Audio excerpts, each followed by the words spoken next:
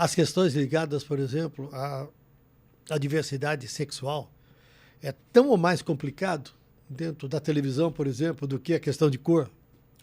Cara, Porque a gente vê algumas coisas. Agora mesmo tem uma polêmica aí que a Glória Pérez não teve uma sinopse aprovada, porque tinha, por exemplo, uma questão de aborto, que é, né, questões de família, que mexe Sim. com uma série de coisas aí e tal. E LGBT também, LGBT a gente vê pouco. Exatamente, Vê pouco. um pouquinho mais, mas ainda muito pouco. Muito pouco, porque você começa a ver, quando você está falando dessa questão racial, né? Do preto e tudo.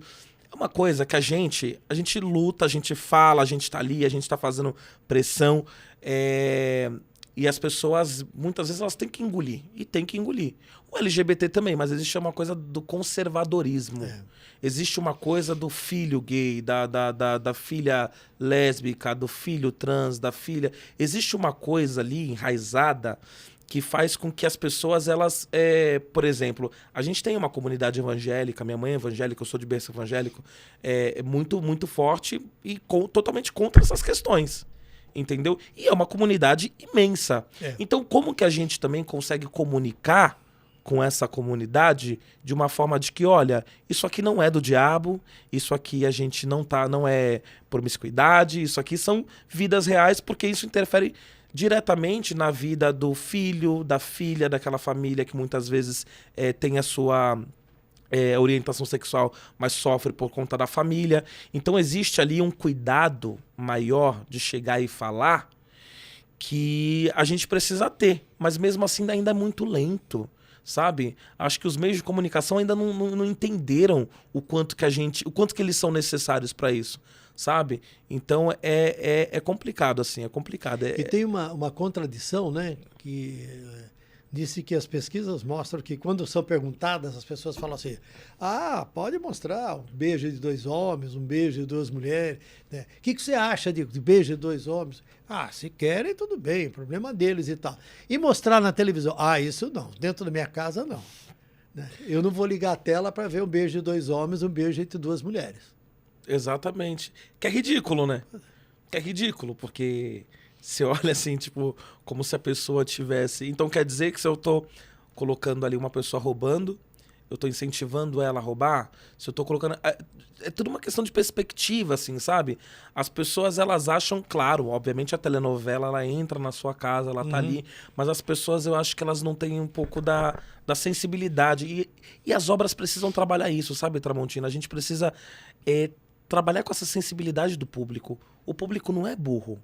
Mas muitas vezes a gente vai num lugar ali como se a gente subestimasse o público. Isso também é um erro de quem faz audiovisual no país. Às vezes a gente está num discurso aqui na cabeça que a base ainda não tem, sabe? Às vezes a gente está num discurso super do machismo, a mulher, a homofobia, que parece que dentro de uma bolha essas questões já foram erradicadas, né? Não existe mais esses cânceres, né, da sociedade. Mas se você vai lá na minha favela, não aconteceu nada. Ainda estão fazendo piada, ainda estão desmoralizando a mulher, ainda estão fazendo essas coisas. Então, para quem que a gente está comunicando? Para quem que o cinema está comunicando? Para quem que a novela está comunicando? Entendeu? Porque se a gente for pregar para convertido, ok, não estamos mudando nada na vida de ninguém. Agora, se a gente entende que existe uma parcela da população que precisa ser atingida, né, por essa sensibilidade dessas questões, a gente entender como que a gente chega com esses assuntos, aí é uma outra conversa que as pessoas não estão interessadas em ter. Então hoje você vê uma galera que se junta achando que o mundo tá lindo. Não tá lindo. Entendeu? O isso. Globo publicou uma reportagem, cara, onde tinha uma pesquisa muito séria e muito importante e mostrava que existem 137, eu acho que são sites ou são blogs, eu acho que são sites, são canais, algo assim, misóginos. Caramba. Seguidos, em média, por 150 mil pessoas cada um. São homens que querem, que defendem o seu poder sobre a mulher, o uso sobre a mulher, nada desse negócio de igualdade, nada de ter uma mulher na chefia, nada de ter uma mulher ganhando igual. Cara, o negócio é assustador isso. Você vê que quanto mais você tem informação, quanto mais você tem internet, mais você tem um crescimento dessas coisas estranhas. Estranhas é para dizer o mínimo, né? Assustadoras isso. Exato. Você pensar que aumenta o número de pessoas que dizem e defendem publicamente que o homem é superior à mulher. E assim, quando a gente transfere esse tipo de conceito para outras áreas, né, fica tudo uma grande complicação. Porque você fala, para onde que nós vamos desse jeito, né? Exatamente. Exatamente. Aí você está contando que lá, em determinados lugares, ou na comunidade, ou nas ruas, ou no bairro da periferia, o trans continua sendo agredido, o gay continua sendo motivo de piada, não sei o quê, não sei o quê, não sei o quê, né?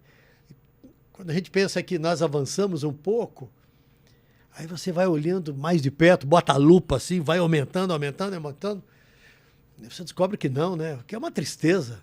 Não. Eu fico muito triste, assim, de entender isso. Por isso que eu falo, quando eu vou fazer trabalhos, eu sempre pergunto, minha mãe vai entender? Uhum. Porque a nossa linguagem não está correta. Às vezes a gente, por exemplo, muitas pessoas do audiovisual subestimam a novela. Ah, porque é um produto inferior. Não, não é um produto inferior. Tem muita novela que minha mãe entende mais do que um filme que eu fiz. E aí?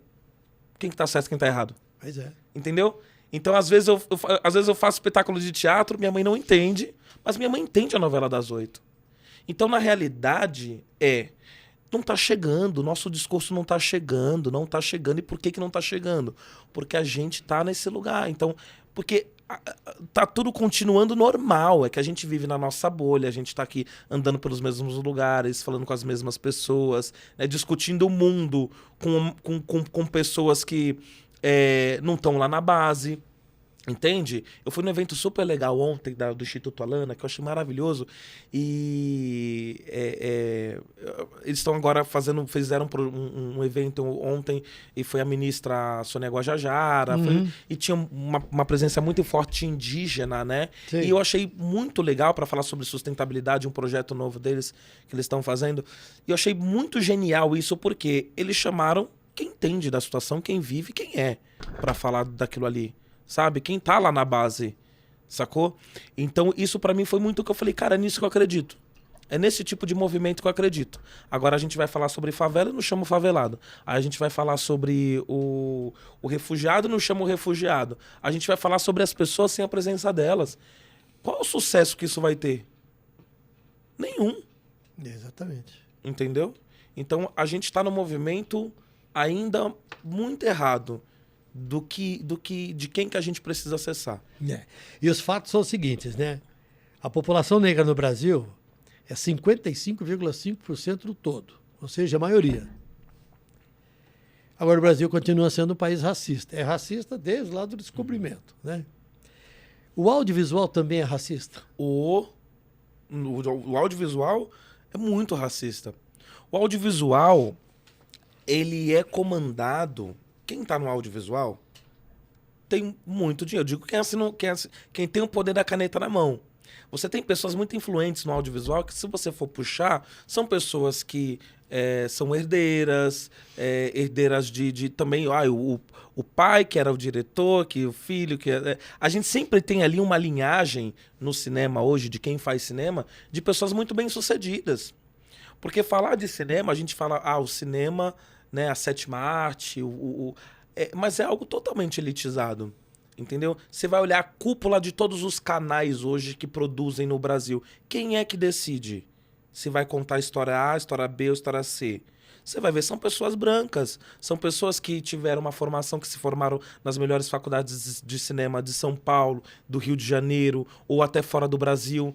Você não tem ali quem está decidindo, quem está com o poder da caneta na mão, pessoas que vieram de baixo, entende? Até estão lá, mas não estão no lugar de decidir o futuro de algo, entende? Então, é um lugar racista porque é um lugar elitizado. Entende? E a partir daí, aí você vê um movimento. Mas eu chamei um fulano para escrever isso, e fulano faz parte da comunidade X que eu tô falando. Tá, mas o fulano ele tem um poder de escolha? Ele consegue decidir alguma coisa? Não. Porque aí o fulano escreve, mas ele tem que mandar pro canal, para um branco aprovar. E aí, mudou alguma coisa? Aparentemente você olha que legal, a pessoa X está escrevendo, mas quem que tá aprovando? Entendeu? Quem que tá olhando e fala, tira isso, coloca aquilo, não quero isso. Ai, os interesses do canal, os interesses... Então, assim, isso é uma crítica ao cinema no geral, sabe? Quem hoje consegue pegar edital, sabe? Então, pra gente, nos foi negado muita coisa. Você falou assim, o Brasil é um país racista? Sim, porque a gente tem um movimento agora de letramento das pessoas pretas. A gente tem que letrar as pessoas pretas. Muitas pessoas ainda não entenderam. Sabe?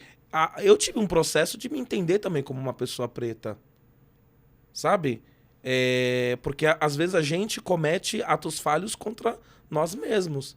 Entendeu? De olhar uma pessoa de matriz africana e achar que aquilo é do demônio. Entende? Então eu, com a minha consciência, também tive que me letrar, ainda estou me letrando. Sacou? Então a gente tem que puxar também as pessoas pretas para falarem, olha, existe um lugar que a gente ocupa que não é o lugar de quem tem o dinheiro. Sacou? Então a gente não pode levantar a bandeira deles, a gente tem que levantar a nossa bandeira. Então existe um trabalho de conscientização no Brasil, ainda, de letramento racial, das próprias pessoas pretas que a gente precisa fazer, e com urgência. Então por isso que o Brasil ainda é um país racista. E, aliado a isso, a gente tem as pessoas que dominam hoje a política, que são as mesmas famílias, as mesmas pessoas, e o cinema não é diferente, não. Então o cinema é, sim, um lugar ainda muito racista, muito misógino, ainda é um lugar que é arte, mas ainda não é o lugar que você olha e fala, nossa, que lugar diverso, nossa, como esse lugar... Não é. Não, definitivamente não é. Televisão não é. Olá, eu sou o Carlos Tramontina. Gostaram do corte? Então se inscrevam no canal, curtam, compartilhem, falem com os amigos. E se quiserem ver o episódio inteiro, é só ir lá no Flow News. Vocês vão encontrar tudo o que estão buscando. Um abraço.